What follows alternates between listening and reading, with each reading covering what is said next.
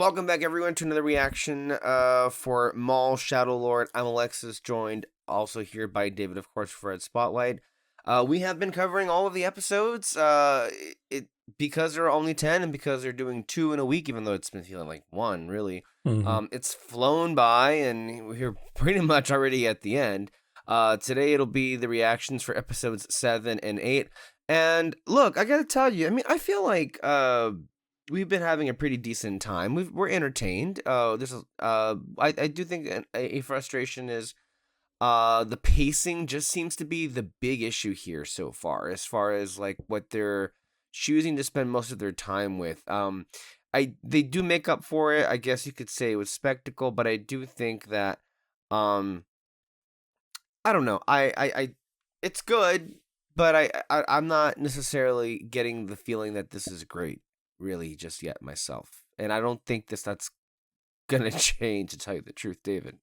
Yeah, I'm gonna have to agree. It's just I was thinking about all the theories that I've been making throughout the show, but like every theory that I'm saying, it's the beginning of a story, I'm thinking like, oh, okay, we got the neglected father who doesn't spend time with his kid. It's like, okay, let's see where that goes.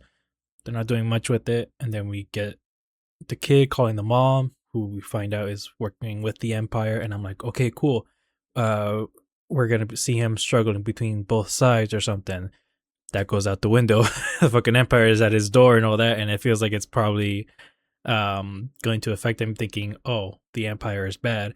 And now I'm at the start of another story where, okay, he's gonna hate his mom now because she's working with an Empire who is clearly evil and all that. And it's like, okay, it's a get more of a struggle here. And it's like, we're just seeing the beginnings of another story in every single episode. And it's like, we shouldn't be doing that.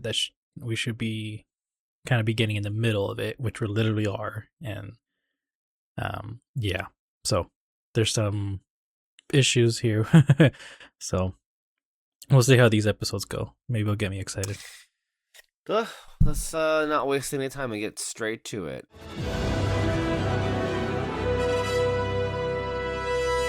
This is episode 7, Call to Oblivion. Now, last time, which I'm not even sure why I would even bother saying last time, because it's going to give us a previously on.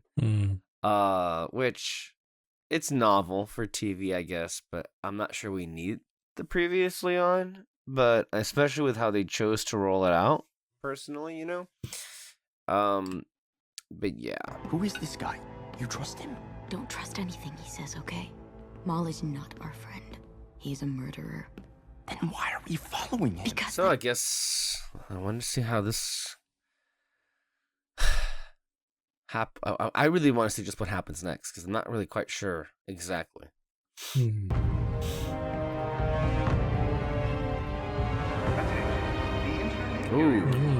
That was a nice background. I like it. Like, it's messy and all that, but like, I don't know, maybe they're purposely doing that, of how chaotic it is now because of the Empire being there. I don't know. Could be, yeah. I like it. Who was your master? You said he cast you aside.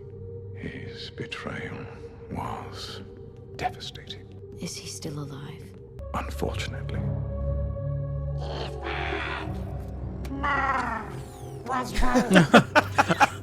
That's cute. He actually petted him. Oh my god.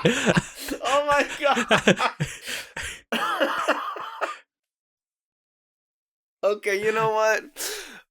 You gotta give it up for that droid, man. I don't know whose idea it was to do that. That was brilliant. I was almost like, how dare you? I love this. Yeah, this is cool. Sir, a transport is en route to our sector. Your presence is requested to... It's actually making me think of like Batman, Ah. I like it.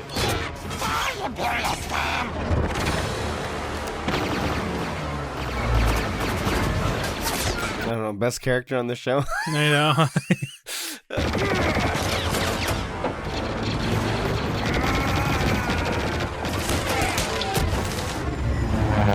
Yeah, I'm not sure how that was gonna end any other way. I mean, come on.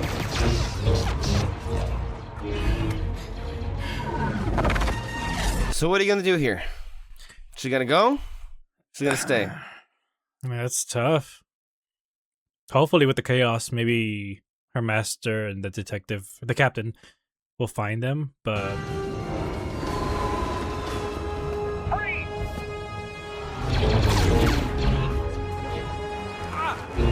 Yeah. Damn. okay, Well, I was gonna say like, what if they did kill him off? But I'm like, there's no way.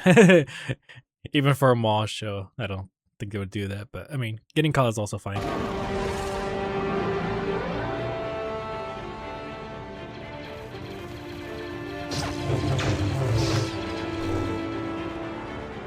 But pretty interesting to show though. Like, I think after this last encounter, now any sort of fight between them, it's like all hands on deck. So they really, it really is like no choice at this point. Like, they get out now. reinforcements. That's really nice. Mm-hmm.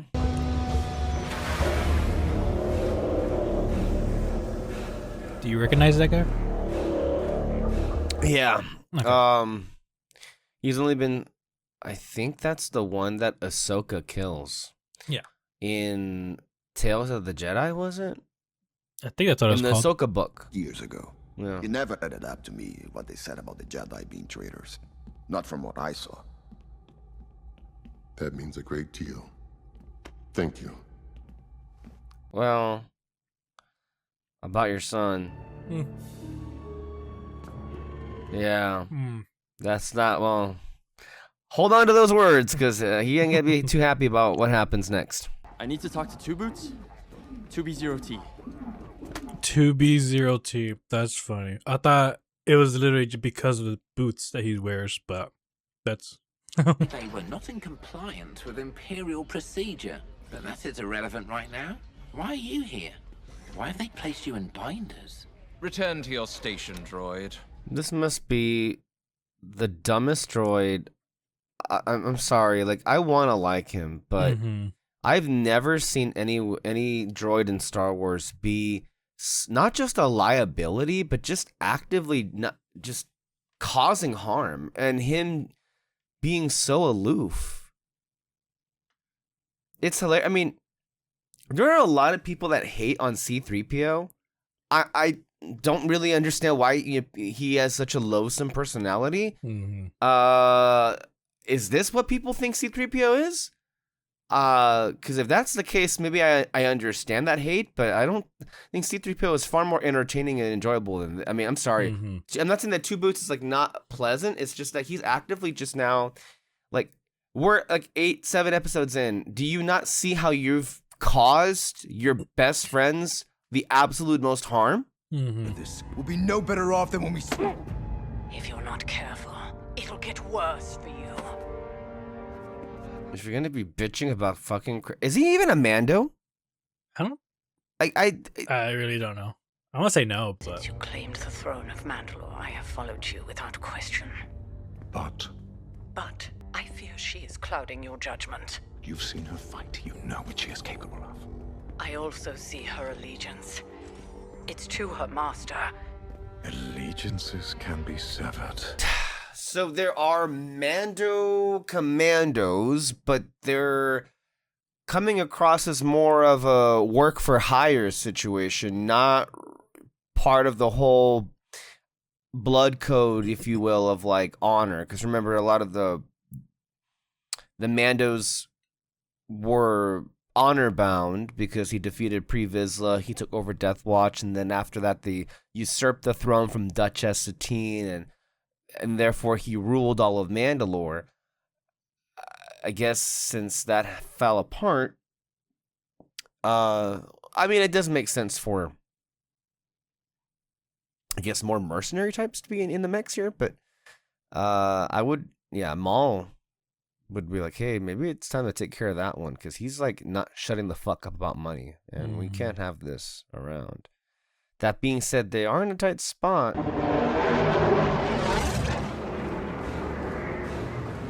I do wish they kept the cape, though, for the Merrick Inquisitor. But I For guess sure. they sidelined it because the other guy has a cape too. Mhm. But I'm like, what's wrong with 2 capes?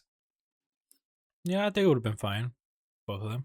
Especially because one of them is like full on cloak, while the other one is just a little cape. So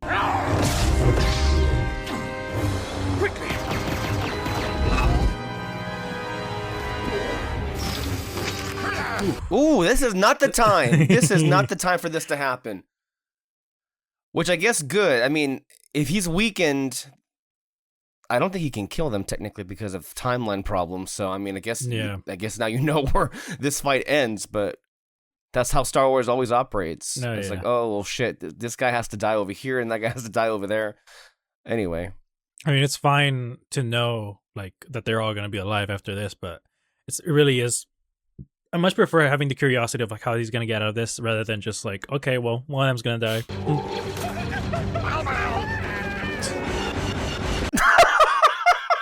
my god! That was.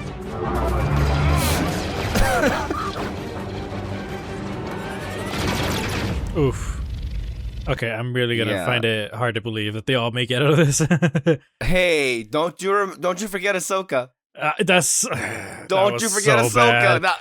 That was, and multiple times too. Remember? Multiple times. It was just like what, 3 of them? Yeah, and they were literally surrounded. Oh my gosh, it was so dumb.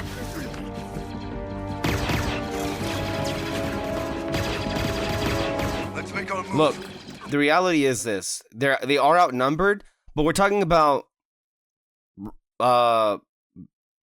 like civilian recruited stormtroopers versus Mandalorians. I do think they can spare the numbers. Yeah, but not forever. At least, although are these? We could have at least seen 1 or 2 people die. And of course, here we go. The betrayal. Keberus, you slime.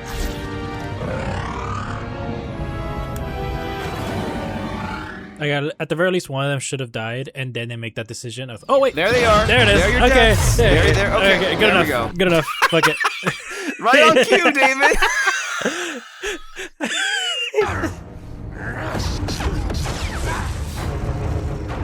Man, they didn't. They did not make it at all. They got vaporized in there. Oh, this is not going well, guys. I can't believe what I'm seeing. Oh shit. Hey. Oh, okay. Oh. Hey, no, okay. There's a. God, they're getting gutted.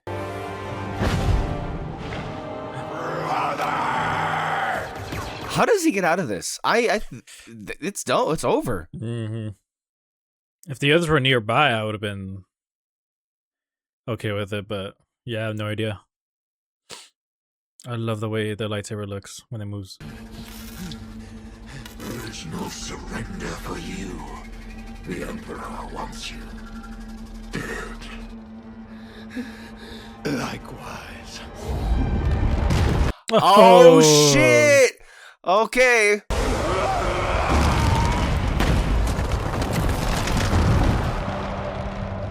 Okay, out of all of the episodes, that's the least abrupt of the endings. Mm-hmm. Okay, we could I'm gonna click next episode. We're gonna pause this. We can have a quick discussion there of this first one.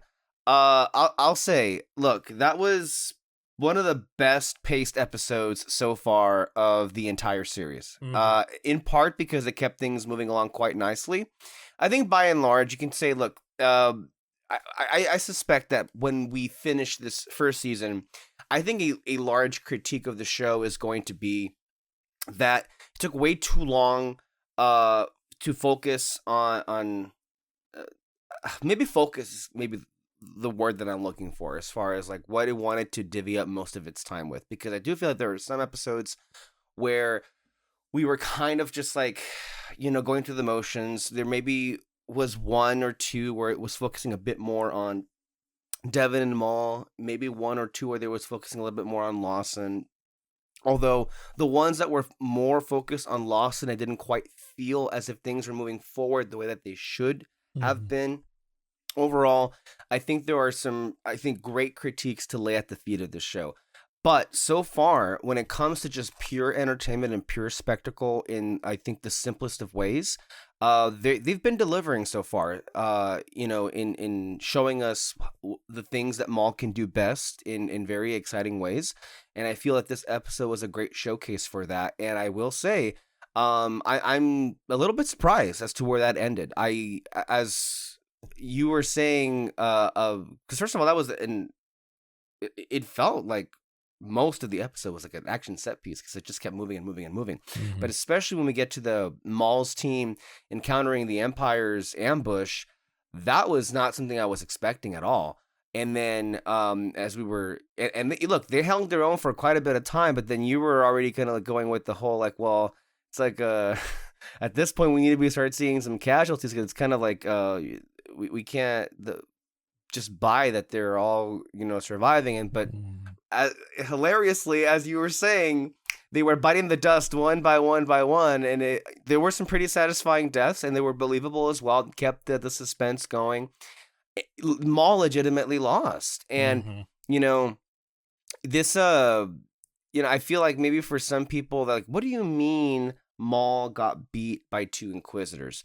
Well, there's a couple of caveats to that. For one, the numbers are dwindling with his forces just now. That's number one. Number two, it seemed as if whatever repairs on his cybernetic leg were not quite sufficient. So that's a big, like, what do they call it? Like nerf? I guess that's one way to nerf it.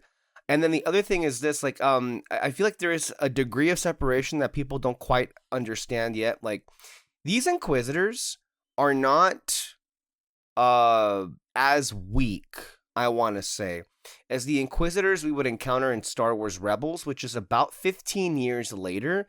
And at that point, you have to keep in mind that the Inquisitors that we have right now at this moment, like what, a year or 2 years removed from Order 66, are former Jedi apprentices, like Padawans. Some of them are former Temple Guards, but in any case, if these are former Jedi that were recruited into the dark side, they've got skills. Mm-hmm. They're well trained, so they're not like gonna be easy peasy like forces to take down. I think some people may not be quite remembering that, because when we get to Rebels, they're kind of a joke, because they're not at that point. 15 years later, what action do the Inquisitors really see?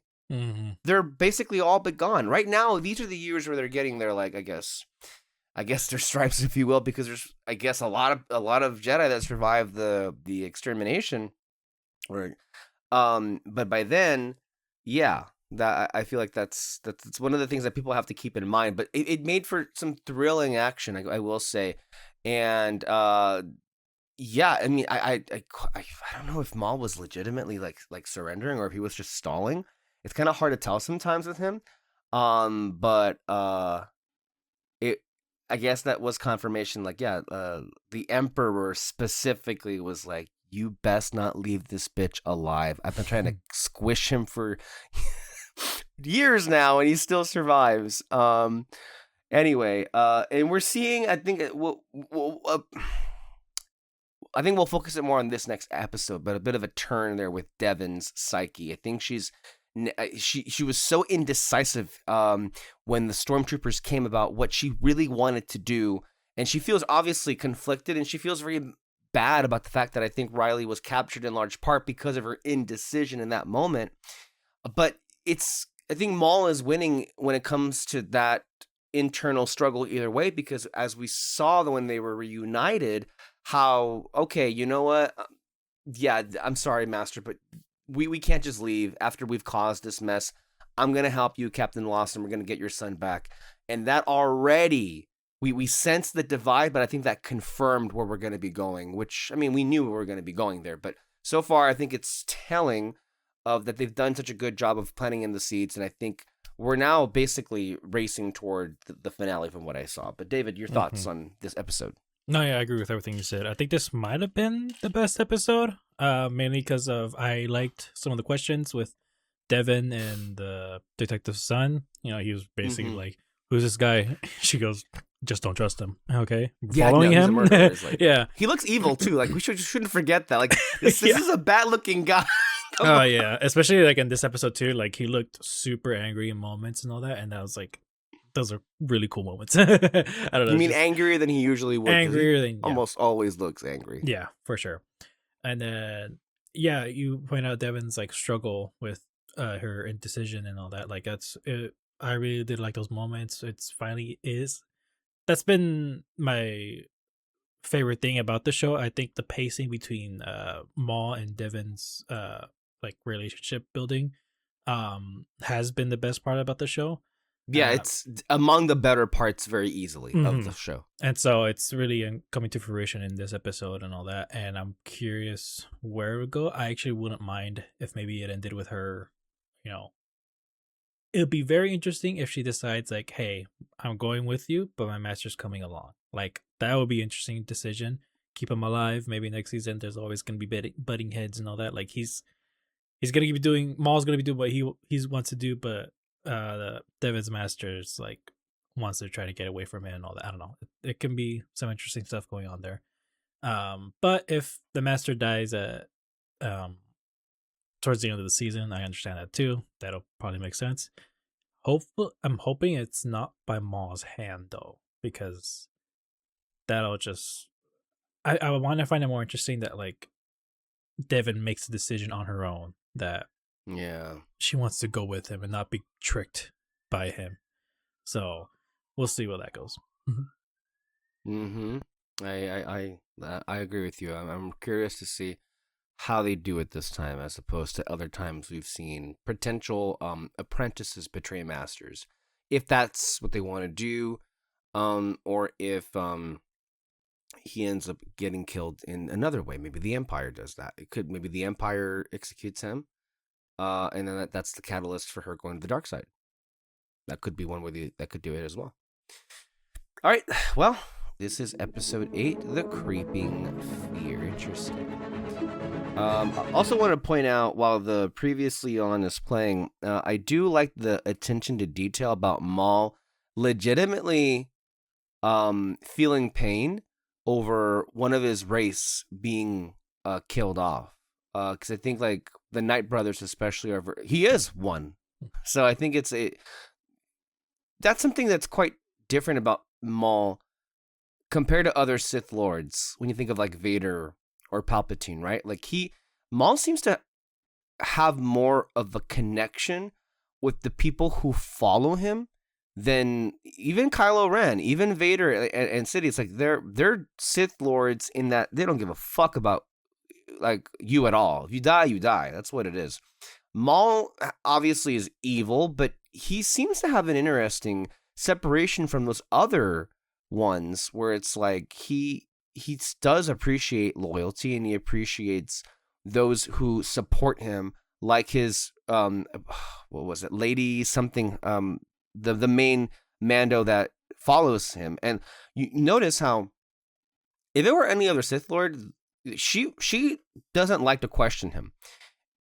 And she was doing it in a very respectful way, and he took that criticism and he didn't like force push her against the wall and like threaten her like Kylo Ren would. So I think that that's something to note here about the way that Maul treats his people, you know, for sure, as opposed to other ones. I think a part of it too is because Maul is really more connected to the Force than any of the other villains. You know, Palpatine, he wants to manipulate the Force. He wants to do it. He wants to use it in a way where he can gain even more power. He got out. Shit. I'm sorry. That was he awesome. Got out. That was really cool. I was like, we just missed that. Holy shit. Wow. Well, I mean, I'm sure Maul was like, I'm not about to be Cersei Lannister, die in fucking rubble. No, that was actually really, really cool. Holy shit. But with sorry for the delayed reaction. We're just like, did we just see what we saw right there? Yeah, I was kind of like, how is he gonna get us? And yeah. So yeah, Palpatine wants to manipulate it. Vader, like I don't feel like he has like a connection to the Force at all. If it is, it's mostly to keep himself alive, from all the damage that he's taken and all that. And then the Inquisitors themselves, I don't know, they're just soldiers. They just use the Force as a tool. But Maul is constantly, No sign of Lord Maul. he's constantly feeling the force around him, using it as a way to that delivery. That was an amazing, like, how tragic. Well, anyway, I mean, yeah. He wants to use the force to guide him to what he hopes is his goal, but maybe he's always looking at it the wrong way. Once you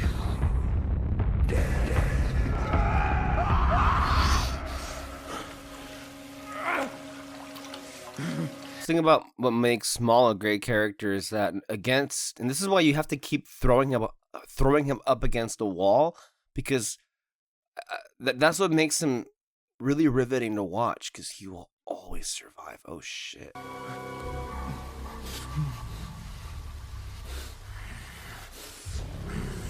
I hate you.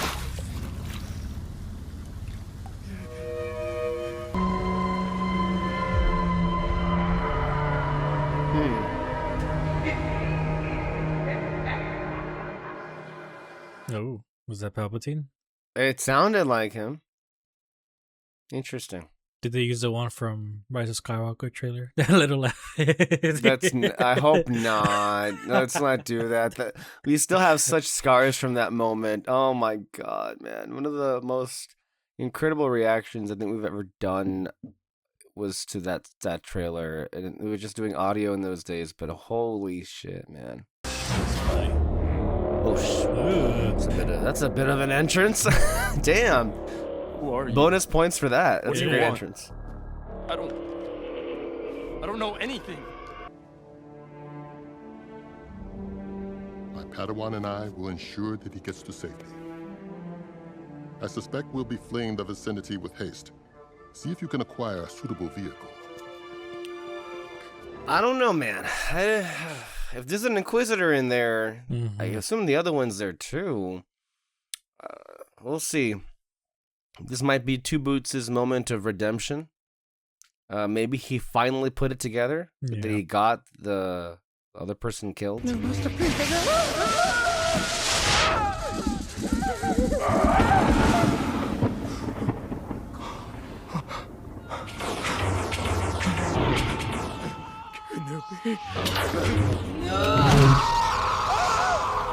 That must be traumatizing. Ooh. Jesus Christ. Getting cut in half like that? Mm-hmm.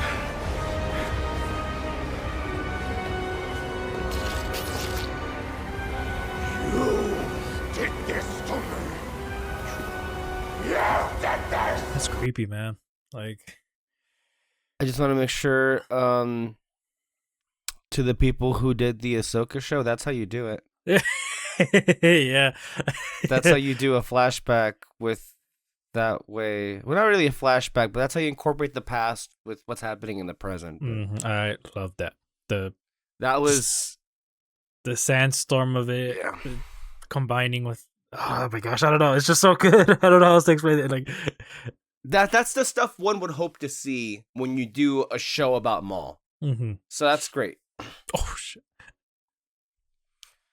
But it was also every reminder about like why you like the character in the first place and why he's a lot more sympathetic in comparison to other bad guys, right? Which is like he has been so indiscriminately just wronged in every facet of his life. And also, in a way, he didn't even have a choice to begin with. You can say that, Dooku fell to the dark side.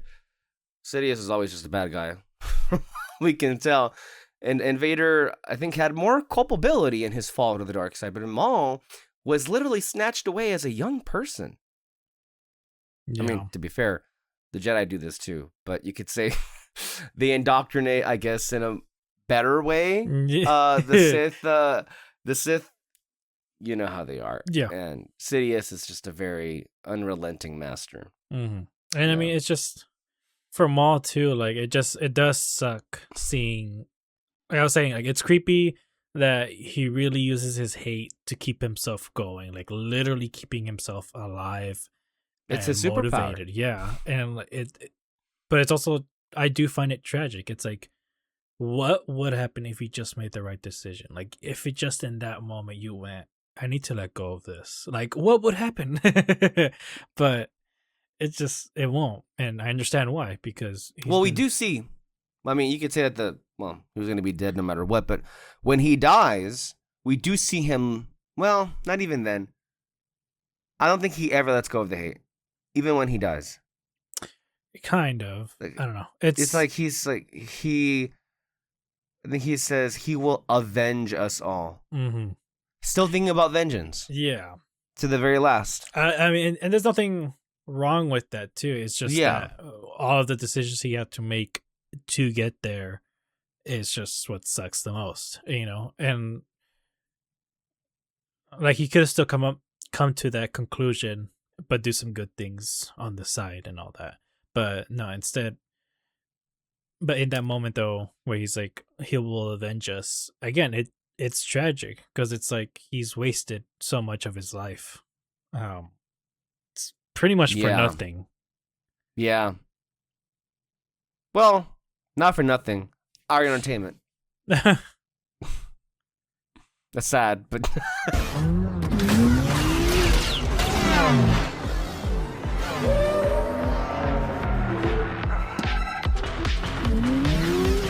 I'm really liking the music here. I don't know if the what? The music here.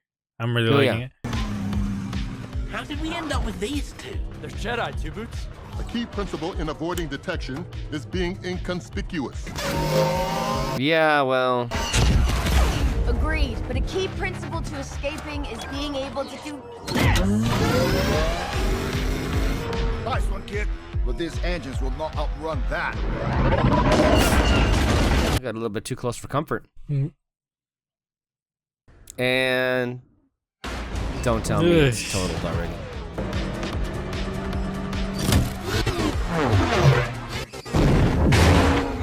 There we go. Man, it's always, I don't know. Why is it always just so satisfying watching stormtroopers die? Like, I don't know. I mean, and they're just people, but I mean. Yeah. I mean, it was cool, the teamwork right there. Just one look at each other and then, yeah. I'm sorry. It's all right. It's all right. Jesus Christ, man. There's like a...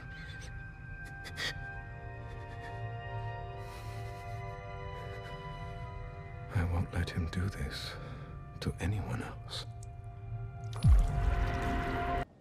I didn't know anything, but who knows what I would have said if I did.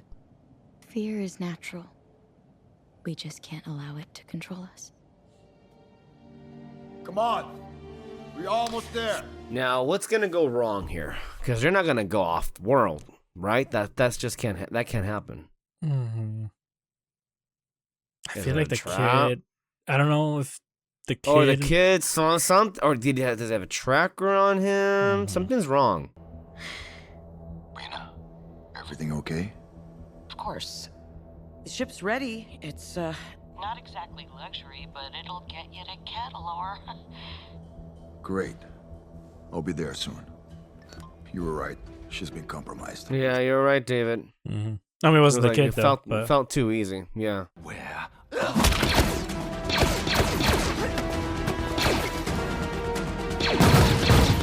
Aw. You... Oh. Okay, if that kills him, that's fine. I hope that did it. Good for her, man. Don't underestimate a badass bitch. Holy fuck. That was great. I love how that was great. I love how I was so sad, but like, you missed. She wasn't aiming for him. Mm-hmm. That's good. They'll be searching for us here. Demas is dead. I killed him. They'll be searching my office. They'd never suspect we'd come here.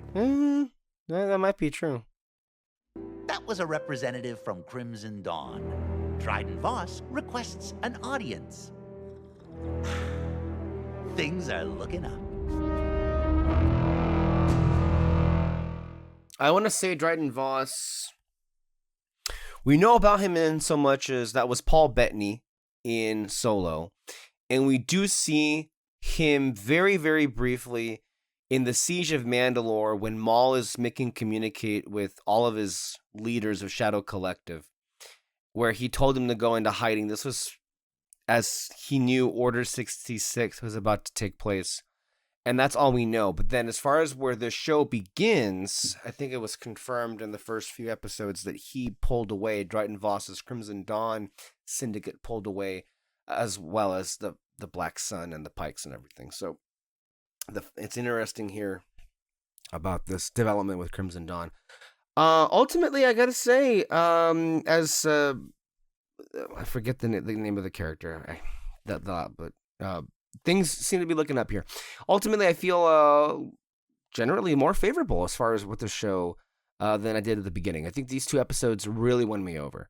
I can't say just yet if like my main issues are assuaged, but I will say that they've been tempered just by the quality of what they were able to deliver with. And as far as pacing is concerned, that didn't seem to be an issue at all tonight with these 2 episodes. They really just kind of like went in a way to just like, okay, it seems we're here. Let's not waste any time. That's the attitude that I got. And yet, with as much as plot being moved forward, with this episode especially, we were able, again, this is why I don't like the insinuation that filler or character development is in a way that gets in the way of moving the plot or the story forward. I think this was a great use of time to move some threads forward, as well as character forward with, with Lawson and with Devin and all that stuff going on there. But then especially the stuff that we got into with Maul is stuff that we really have been waiting for since the very beginning of the show. And I think it's also just, speaking to how great that was, every reminder of why we love this character in the first place. And I think you really can't put that away. And it's just a reminder for like why we love the character and why Maul keeps going and going and going no matter what. And that's despite the fact that, we do pity him, that he can never really get over that. In some ways, you have to admire the commitment to the hate in that way as well. So that's my thoughts, David. There are sirens and motorcycles going everywhere. Holy shit. Is the Empire after you too? I guess so. At this point. I mean, hopefully you can't hear it, but I lost my train of thought. But no, yeah, these were probably the best episodes. I'm gonna wait. Hold on. Okay, you can press mute. Okay, I'm gonna continue. Generally, though, one of the things that stood out to me from both of these, and I don't know if they're making a conscious decision to keep introducing more of it, but from the very beginning, we noticed there was a little bit of a watercolor-esque style painting to the backgrounds of it. Some of the initial reviews, I think we're comparing it as a little bit of taking a little bit of inspiration from especially into or across the Spider-Verse from Gwen's universe. I guess that you could very much see an inspiration there as far as like how they're making the backgrounds look like. And for me anyway, it felt like in these 2 episodes, they kind of were like, okay, let's give you a little bit more of that. And I really dug how that looked like. Some great, again, cityscapes. So, I will say, look, we can sit here and we can very, I think, appropriately critique the gaps in this show, but I do want to commend what's worthy of being praised here. And we are a long way away from the early days of the Clone Wars and even Rebels, mind you. This is turned into legitimate art, and I'm very happy to see that even for Lucasfilm Animation, which you could say something similarly along the lines of Pixar or Disney Animation, where they have a style and they don't really want to wade too far away from that. I am happy to see the impact that is Spider-Man Into the Spider-Verse, just knowing no bounds and continuing to show its face. This is what we mean by impact, and why those movies are so amazing. And the fact that literally any kind of animation is taking inspiration from that, I think is a positive step in the right direction. And of course, to say nothing of the level of quality as far as the stuff that most people are here to see, which is the lightsabers and the fighting and all that stuff. That continues to look amazing. So we can't dispel that. David, I believe the Empire lost your trail. Yes, I guess. No, yeah. Like I said, like I was trying to say, these for sure are the best episodes from the season so far. You were right. The pacing of it was far better. Especially with the everything with the detective and the Jedis. Like, there was tension and what the kind of decisions they had to make, what they had to do.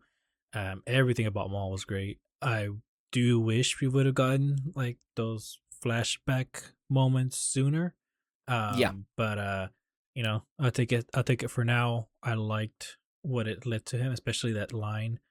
And he's like, I won't let him. I guess do this what's to the anyone else." saying? Better late than never. Yeah, better late than never. So yeah, I very curious as to what's gonna happen in the next two episodes. It definitely got me more excited for these for the last two episodes. And yeah, so and then yeah, the art of it was very much stood out on these two episodes. I don't know again if it was on purpose, to make it a bit different because of the chaotic mess of it all. But yeah, I think it's great. definitely fitting the environment, and it's adding a lot of atmosphere, right? Mhm. And I feel like, in a lot of ways, it does remind you of what people would have originally thought an underworld kind of TV show a Star Wars would wade into. A lot of people felt they were getting that, they were going to be serviced that way in lieu of Mandalorian, and or I shouldn't say in lieu of, but in way of Mandalorian or in Book of Boba Fett. Book of Boba Fett, especially, I think a lot of people, okay, well, this is kind of a Star Wars villain. It's going to be rising up to power and claiming territory. Man, I gotta tell you, Book of Boba Fett, first of all, when I remember that it actually exists, it's still to this day just is one of the most embarrassing projects I think ever, clearly by Star Wars, but just in general. Because it was so unbelievably unsure of itself that it forgot who the main character was. Like, I want to say halfway through, and then even with like what choices they were making, it looked cheap. It also looked kind of ridiculous. It defied logic. If anything, this show that we're getting right here, I mean, this is what it's kind of funny. I feel like what Maul Shadow Lord is what Book of Boba Fett wanted to be, but failed desperately to even get close to on any level whatsoever. And it also just shows you the advantages of animation once again, and why I'm gonna say it. Live action is just inferior. It's an inferior medium to animation when it comes to, well, genre storytelling is one sense, but just, and I'm not saying everything should be animation. The same way I never say that. Well, I don't say it in the way that a lot of people like, well, animation is fine, but live action is supreme. No, every story has its medium, and I feel like with blockbuster franchises like Star Wars, I think there were advantages to having live action stories like Andor, the original Star Wars trilogy, and then there's advantages of having animation like with Maul Shadow Lord and Bad Batch, right? Like I think there's room for both, but I feel like with animation, you do see the capabilities of being able to, even just when it comes to just straightforward action sequences, the ability to be able to do something you cannot do in live action. I think, and then as far as like with it being far more artistic, right? As far as like, I mean, it literally is art, animation, and as far as also what the look is going for here. So just, and to me, so far, I will say, coming out of the end of this episode, caring a lot more about really generally everybody. I'm happy where we've moved the chess pieces, if you will. Yeah, I will say I'm far more satisfied with what we were able to get here in ways that even I was not quite prepared for. Because I will say, the other episodes I enjoyed in moments, but I feel like on the whole I still wasn't quite getting a feeling of satisfaction in the way that I got with these two episodes. Yeah. And I still don't think it on a rewatch it might make it better. This pacing of it is just it's just too weak for me and all that. Mm. And so, but I mean, like we said, better late than never. At least they got these two got our attention a lot, and it was a fun time for sure. Probably one of the most fun times that we had doing these recordings. And also, you talking about the animation of it all. At this point, that's your best option for Lucasfilm. You know, Mando is gonna come out. You're just gonna have to get that out of the way. Hopefully, it bombs so hard that they're gonna be like, okay, what do we do? And someone smart enough to go, hey, animation. We make another Star Wars movie, takes place after Return of the Jedi. It's all gonna be all three of them animated. We get some voice actors to copy them, and you're golden, you know. And no one's gonna complain. That's the thing, right? It's like it's especially with the idea that, and this is why it was just a dumb move about Paramount Megamount. We discussed this on our show recently about like how Avatar never would have been, I think, leaked if they hadn't made the decision to just forego theaters. Eventually put it on Paramount Plus, whatever it's going to be. But the reason why Avatar Studios was created in the first place is because, okay, there was viability as far as animation is concerned. That wasn't just Disney and Pixar and DreamWorks and Illumination. There were, and with the rise of anime especially, and with how those like Dragon Ball and Demon Slayer and a whole bunch of others are making a lot more money at the international box office, there is now more than ever before viability for different kinds of animated features. And I do think that if you put an animated Star Wars movie in theaters now, you can make the argument there's never been a better time to do an animated Star Wars movie. As far as like viability and financials, is concerned. But I do also think like even when you probably, as you just put it, David, quite beautifully, it's with the dire straits in which Star Wars continues to find itself in. A lot of the problems would kind of be fixed in an animated film. I mean, if you do a Luke, Leia, and Han movie, hell, if you even do Thrawn with it involved or something in animation, that's kind of what people have been bitching, whining, and moaning about. I mean, that's kind of the next best thing. And you really, I don't think, would upset too many people because you're not going to recast, you're not going to use CGI. So it's kind of weird that you haven't done this already. I know. It's honestly the best option because you make a whole bunch of movies take place after Return of the Jedi. You lead up to Thrawn or something, and like really get into details of the world building, how they're trying to bring back the Empire. If you make enough, this is me speaking as a Last Jedi fan, just erase 7, 8, and 9 eventually, and clean slate. Like you can do it. So I don't know. It's just they've perfected this animation, and with the help of Spider-Verse, they've improved upon it even more. And it's the best option. So hopefully someone can get the idea going. Steal this idea from me. I don't give a shit, Just do it. Especially because like I feel like that would be a true test of people's excitement. Star Wars fans are devoted fans, and I feel like animation fans and Star Wars fans have a lot of a commonality. I don't know how well the show is performing on streaming, but I will say I think most shows don't perform well on streaming. And I think that's just the flaw of the streaming model itself, which is why Disney, you saw, significantly pulled back on really moving forward with a lot of Disney Plus projects. And whatever was being made at the time for Disney Plus was yoinked and put into theaters, and they got a lot more bank because they did just that. So I do wonder. And also, I mean, look,